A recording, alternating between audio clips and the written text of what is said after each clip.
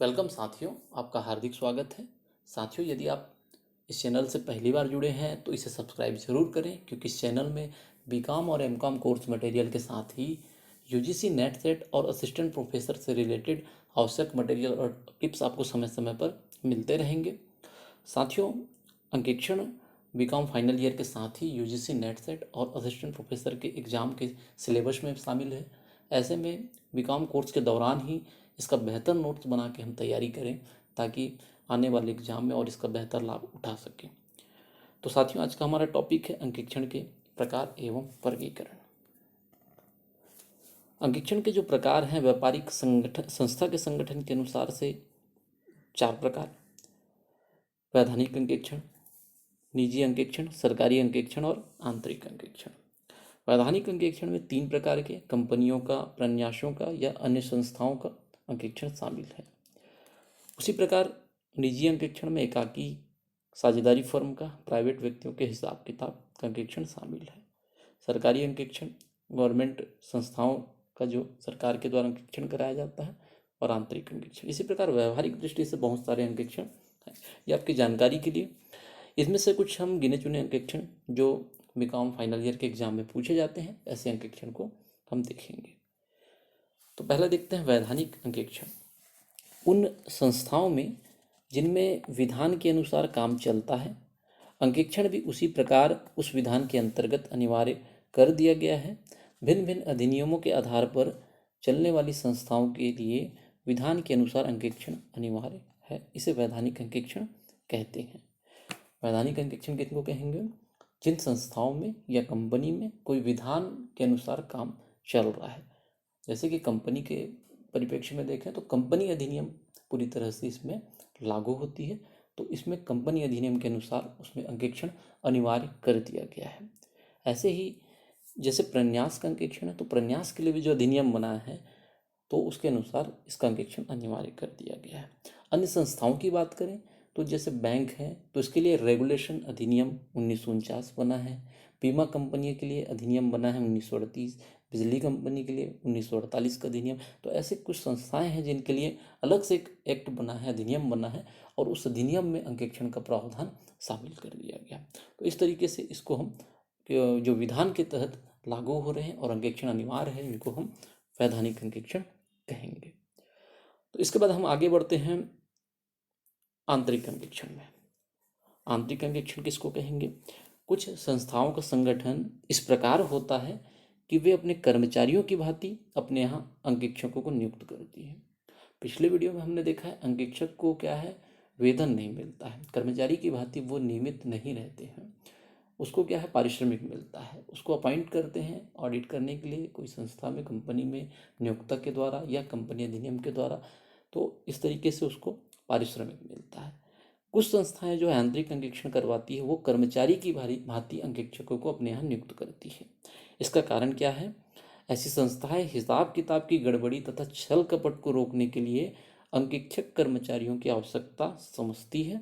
यह अंकेक्षक स्थायी होते हैं और अन्य कर्मचारियों की भांति इनको वेतन मिलता है। अब आंतरिक अंकेक्षण में क्या क्या चीज़ें हो सकती है? संस्था की आंतरिक व्यवस्था के आधार पर इसको आंतरिक अंकेक्षण करवाया जाता है। संस्था के वेतन भोगी आंतरिक अंकेक्षक के द्वारा किया जाता है, और बाह्य व निष्पक्ष अंकेक्षण से यह भिन्न है। क्यों भिन्न है? दूसरे अंकेक्षण में जो अंकेक्षक है उसका अपॉइंटमेंट बाहरी व्यक्ति द्वारा होता है, इसमें यह कर्मचारियों के द्वारा किया जा रहा है। तो यह आंतरिक अंकेक्षण है। आंतरिक अंकेक्षण और स्वतंत्र अंकेक्षण, इसमें कुछ अंतर है, उसको हम देख लेते हैं। आंतरिक अंकेक्षण जो है व्यापार के कर्मचारियों के द्वारा किया जाता है। स्वतंत्र अंकेक्षण स्वतंत्र व्यावसायिक अंकेक्षक के द्वारा किया जाता है, कर्मचारियों के द्वारा नहीं किया जाता। आंतरिक अंकेक्षण जो है प्रमुखतः प्रबंध की इच्छाओं और आवश्यकताओं की पूर्ति करता है। स्वतंत्र अंकेक्षण क्या है? प्रत्यक्ष रूप से व्यापार के मालिक और अन्य व्यक्ति के हितों की रक्षा करने के लिए किया जाता है। आंतरिक अंकेक्षण क्या है? निर्धारित नीतियों एवं परियोजनाओं के लागू करने तथा उसमें सुधार करने के उद्देश्य से किया जाता है। नीतियों और परियोजना को लागू करने और उसमें सुधार के पर्पज से किया जाता है। स्वतंत्र अंकेक्षण वित्तीय खातों तथा आंकड़ों में विश्वास उत्पन्न करने की दृष्टि से स्वतंत्र अंकेक्षण कराया जाता है। आंतरिक अंकेक्षण देखेंगे तो संस्था के प्रचलित कार्यों के संदर्भ में प्रमुखतः अंकेक्षण कार्य किया जाता है। जो प्रचलित कार्य है उसके संदर्भ में। स्वतंत्र अंकेक्षण क्या है? व्यापार द्वारा तैयार किए गए वित्तीय विवरणों के संदर्भ में विशेष रूप से किया जाता है। आंतरिक अंकेक्षण का संबंध गबन की रोकने तथा पता, जैसे हमने उसके पीछे देखा आंतरिक अंकेक्षण के बारे में, गबन, छल कपट, ये सबको रोकना इसका मुख्य उद्देश्य है। स्वतंत्र अंकेक्षण में अंकेक्षक का प्रमुख संबंध यह प्रमाणित करना है कि वार्षिक खाते जो एनुअल रिपोर्ट बनाए हैं, एनुअल अकाउंट जो बने हैं वो सही है कि नहीं, और इस प्रकार गबन के रोकने तथा पता चलाने से यह डायरेक्ट संबंधित है। आंतरिक अंकेक्षक लेखापाल से स्वतंत्र होता है लेकिन प्रबंध से नहीं। मैनेजमेंट के अंदर में तो काम करेंगे लेकिन लेखापाल जो है अकाउंटेंट से अलग है। और जो स्वतंत्र अंकेक्षक है, स्वतंत्र अंकेक्षण में अंकेक्षक जो है प्रबंध की ओर से भी स्वतंत्र होता है। आंतरिक अंकेक्षण के द्वारा व्यापार के कार्य का निरंतर मूल्यांकन होता रहता है, क्योंकि साल भर काम चलता है और वो कर्मचारी की भांति काम कर रहा है। स्वतंत्र अंकेक्षण का कार्य सामयिक होता है, एक समय के आधार पर होता है, समय अवधि के अनुसार ये काम किया जाता है। इस प्रकार कुछ अंकेक्षण, आंतरिक अंकेक्षण और स्वतंत्र अंकेक्षण में अंतर है, इसे आप देख सकते हैं। इसके बाद हम आगे बढ़ते हैं सतत, निरंतर और चालू अंकेक्षण। सतत भी बोलते हैं, निरंतर भी और चालू भी। कंटिन्यूअस, अंग्रेजी में कंटिन्यूअस ऑडिट। तो सतत या निरंतर अंकेक्षण का आशय ऐसे अंकेक्षण से है जिसमें अंकेक्षक अथवा उसका स्टाफ, ऑडिटर और उसका स्टाफ साल भर, वर्ष भर हिसाब किताब की जांच करता है। निश्चित समय पे या अनिश्चित समय अंतराल में व्यापार काल के मध्य में आकर उस दिन तक का, जब भी जाएगा उस डेट का अपडेट लेता रहेगा और हिसाब किताब की जांच करता है। तो इस तरह से साल भर में वो समय समय पे जाके अपडेट करेगा और हिसाब किताब की जांच करता रहेगा, साल भर चलेगा वो, तो इसलिए इसका नाम चालू अंकेक्षण भी रखे हैं। तो इस प्रकार से निरंतर लगातार चल रहा है, चालू है, वर्ष भर चालू है ये, और सतत है, निरंतर और सतत चालू। तो इसके पर्यायवाची शब्द हैं। इसका लाभ क्या है? तो विस्तृत और गहरी जांच। पहला लाभ है विस्तृत और गहरी जांच, क्योंकि साल भर चल रहा है और इसके स्टाफ हर एक लेन देन की जांच समय समय पर करेंगे, तो ये इसकी गहन जांच होगी। त्रुटि और गबन का शीघ्र प्रकट हो जाना। साल भर संस्था से जुड़े रहेंगे तो ऐसे में त्रुटि और गबन का शीघ्र पता लगा सकते हैं। अंतिम खातों की शीघ्र तैयारी। कर्मचारियों पर इसका नैतिक प्रभाव, कर्मचारियों की सतर्कता। अंकेक्षक व्यापार को उचित सलाह देने में सक्षम है।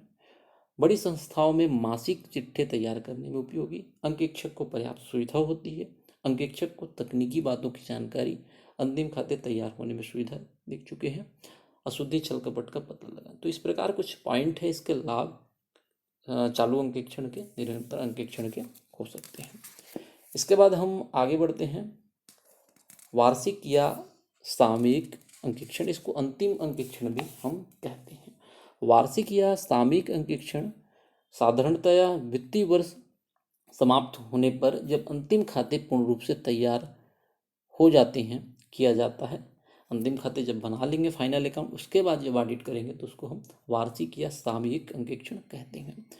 अंकेक्षक का कार्य तब तक प्रारंभ नहीं होता जब तक कि जो अंतिम खाते हैं पूरा नहीं हो जाता है। इस प्रकार यह अंकेक्षण वर्ष में केवल एक बार किया जाता है, इसलिए इसको वार्षिक अंकेक्षण एक निश्चित समय पे किया जाता है, सामयिक अंकेक्षण भी बोलते हैं। और अंतिम खाते बनाने के बाद ये फाइनल वो हो रहा है ऑडिट, इसलिए अंतिम अंकेक्षण भी कहते हैं।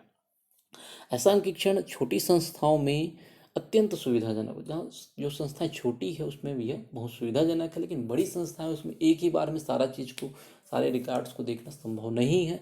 ऐसे में यह अंकेक्षण उतना कारगर नहीं होता है। तो छोटी संस्थाओं में सुविधाजनक है, संतोषजनक और व्यवहारिक होता है।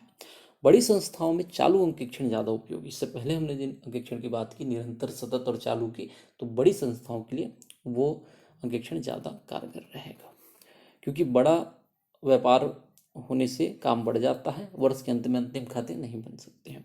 सामयिक अंकेक्षण में वे सभी लाभ प्राप्त नहीं हैं जो चालू अंकेक्षण में होते हैं।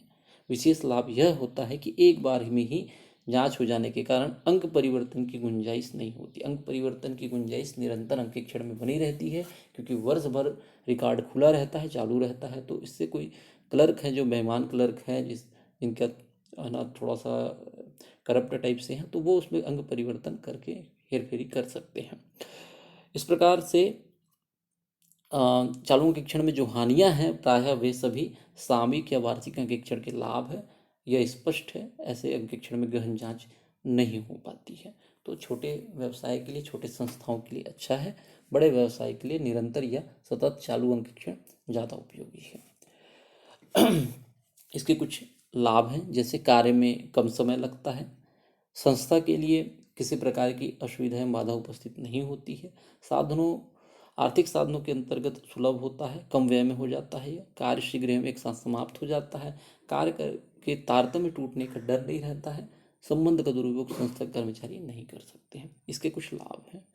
हानि में क्या है, किताब की विस्तृत जांच नहीं हो पाती, अंकेक्षण की रिपोर्ट जो है देर से मिल सकती है, और व्यवहारिक उपयोगिता इसकी थोड़ी कम है, क्योंकि इसका डिटेल जो है जांच नहीं होने से कुछ अशुद्धियाँ या छल कपट छूटने का भय रहता है। इसके जो लाभ हैं वो निरंतर अंकेक्षण की हानि है, और इसकी जो हानियाँ हैं वो निरंतर अंकेक्षण के लाभ हैं। तो एक दूसरे को रिलेट करके आप देखेंगे और याद करते समय थोड़ा सा इसको, एक की लाभ और दूसरे की हानियों को आपस में रिलेट करके इसको समझ सकते हैं। इसके बाद हम आगे बढ़ते हैं अंतरिम या मध्य अंकेक्षण, इंटरिम ऑडिट। अंतरिम अंकेक्षण, इसको मध्य अंकेक्षण भी कहते हैं। वर्ष के अंत तक किया गया अंकेक्षण वार्षिक अंकेक्षण कहलाता है, और वर्ष के बीच में किसी उद्देश्य के लिए किया गया अंकेक्षण अंतरिम अंकेक्षण कहलाता है। उदाहरण के लिए, यदि वर्ष के बीच में कोई कंपनी अंतरिम लाभांश घोषित करती है, तो उसे अंतिम खाते बनाने के पश्चात लाभ की सही स्थिति मालूम करने के लिए अंतरिम अंकेक्षण कराना पड़ता है। वास्तव में अंतरिम अंकेक्षण का एक आंतरिक या अस्थायी उद्देश्य होता है। अंतरिम अंकेक्षण का एक आंतरिक या अस्थायी उद्देश्य होता है, किसी पर्पज से वो करा रहे हैं। जैसे कंपनी कोई वर्ष के बीच में लाभांश घोषित करना चाह रही है, तो अंतिम खाते बनाने के पश्चात लाभ की स्थिति जानने के लिए ऑडिट कराती है। तो इस टाइप के जो ऑडिट कराएंगे उसको हम इंटरिम या अंतरिम या मध्य अंकेक्षण कह सकते हैं। अंतरिम अंकेक्षण को और क्या शॉर्ट में समझेंगे तो एक आंतरिक या अंतरिम उद्देश्य होगा। अंकेक्षण के पूर्व अंतिम खाते तैयार करेंगे, अंकेक्षण रिपोर्ट तुरंत तैयार करेगा, उसको जल्दी चाहिए, कुछ पर्पज से चाहिए। तो चालू अंकेक्षण की भांति अंकेक्षण का वर्ष के बीच में आना और वर्ष के अंत में पर वर्ष के अंत में नहीं, बीच में ये काम होगा, अंत में नहीं। चालू अंकेक्षण में साल भर चलता रहता है। जैसे 1 जनवरी के पश्चात 6 माह पश्चात 30 जून को कर लिए, है ना, 1 जनवरी के 6 महीने बाद 30 जून को कर लिए, या 31 दिसंबर की समाप्ति, ऐसे 6-6 महीने का अंतराल में इस टाइप से कर सकते हैं। तो इस तरीके से ये जो कुछ 4-5 अंकेक्षण हैं ये महत्वपूर्ण हैं, फाइनल ईयर के परीक्षा में पूछे जाते हैं। इसे आप थोड़ा सा और अपनी किताब और गाइड से एक बार देख लेंगे, इसके अंतर को भी आपस में रिलेट करके समझ सकते हैं। उम्मीद करता हूँ ये वीडियो आपके लिए यूज़फुल और हेल्पफुल रहेगा। लाइक शेयर कमेंट के माध्यम से अपना प्यार देते रहें। Thank you.